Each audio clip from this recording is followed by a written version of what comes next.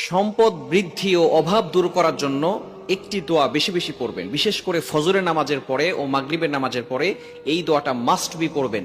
আল্লাহ তাআলা আপনার সম্পদ বাড়িয়ে দিবেন, সম্পদের ভিতরে বরকত দান করবেন এবং অভাব আল্লাহ তাআলা দূর করে দিবেন। বর্তমানে আমাদের অনেকেই অভাবের ভিতরে পড়ে গেছে, এই দুর্ভিক্ষের সময় অনেকে অভাবের ভিতরে পড়ে গেছে। আমরা এই অভাবের কারণে অনেক সময় দেখা যাচ্ছে এমপির কাছে ছুটি, মন্ত্রীর কাছে ছুটি, বড়লোক যারা আছে তাদের কাছে ছুটি, আত্মীয় স্বজনের কাছে আমরা অনেক সময় হেয় প্রতিপন্ন হই। আপনি কারো কাছে চাইবেন না, আপনি আল্লাহর কাছে চান, দেখবেন আল্লাহ তাআলা আপনার জন্য এমন ব্যবস্থা করবেন, দুনিয়ার মানুষ দিলে শেষ হয়ে যায়, আল্লাহ দিলে কিন্তু শেষ হয় না। সুতরাং চাইতে হবে একজনের কাছে, তিনি হচ্ছেন আমাদের আল্লাহ। এজন্য আল্লাহর কাছে চাইবেন। নবীজি সাল্লাল্লাহু আলাইহি ওয়াসাল্লাম একটি দোয়া শিক্ষা দিয়েছেন, তিরমিজি শরীফের 3489 নম্বর হাদিসে এই দোয়াটি রয়েছে। আব্দুল্লাহ ইবনে মাসউদ রাদিয়াল্লাহু তাআলা আনহু থেকে হাদিসটি বর্ণিত হয়েছে। নবীজি সাল্লাল্লাহু আলাইহি সাল্লাম চমৎকার একটি দোয়ার কথা শিক্ষা দিয়েছেন।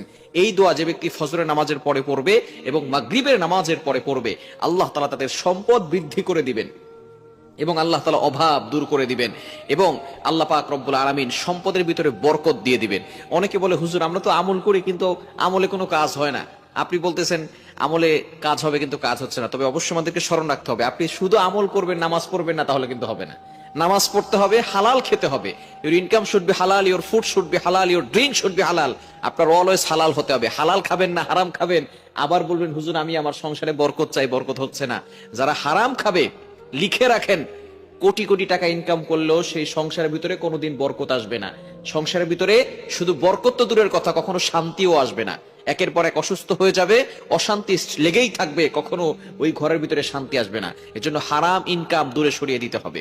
ফজরের নামাজের পরে, মাগরিবের নামাজের পরে এই দোয়াটি পড়বেন, আল্লাহুম্মা ইন্নী আসআলুকাল হুদা ওয়াত তুকা ওয়াল আফাফা ওয়াল গিনা। এই দোয়াটা আমরা অনেকে জানি না, পরিচিত একটি দোয়া। আল্লাহুম্মা ইন্নী আসআলুকাল হুদা ওয়াত তুকা ওয়াল আফাফা ওয়াল গিনা। আপনি আল্লাহর কাছে হেদায়েতের দোয়া করছেন। হেদায়েত হচ্ছে সবচেয়ে দামি জিনিস দুনিয়ার ভিতরে। হেদায়েত পাওয়া, যে ব্যক্তি হেদায়েত পেয়ে গেল, তাহলে তার জন্য আল্লাহ তাআলা জান্নাত সহজ করে দেন। ইহদিনাস সিরাতাল মুস্তাকিম, আমরা যখন নামাজে দাঁড়াই তখন আমরা কিন্তু আল্লাহর কাছে দোয়া করি, ইহদিনাস সিরাতাল মুস্তাকিম। সূরা ফাতিহার ভিতরে আয়াতটা আছে না নাই? ও আল্লাহ, show us the right path, show us the correct path. আল্লাহ আমাকে সঠিক পথ দেখাও, আল্লাহ আমাকে সঠিক রাস্তা দেখাও। এজন্য আপনি সর্বপ্রথম দোয়া করছেন, আল্লাহুম্মা ইন্নী আসআলুকাল হুদা ওয়াত তুকা ওয়াল আফাফা ওয়াল গিনা। আপনি আল্লাহর কাছে সম্পদের জন্য দোয়া করছেন, অভাব থেকে দূরে থাকার জন্য দোয়া করছেন। এইজন্য ফজরের নামাজের পরে এবং মাগরিবের নামাজের পরে এই দোয়াটা বেশি বেশি পড়বেন। আল্লাহ তাআলা আমাদের সকলকে এই আমলটি বেশি বেশি করার তৌফিক দান করেন।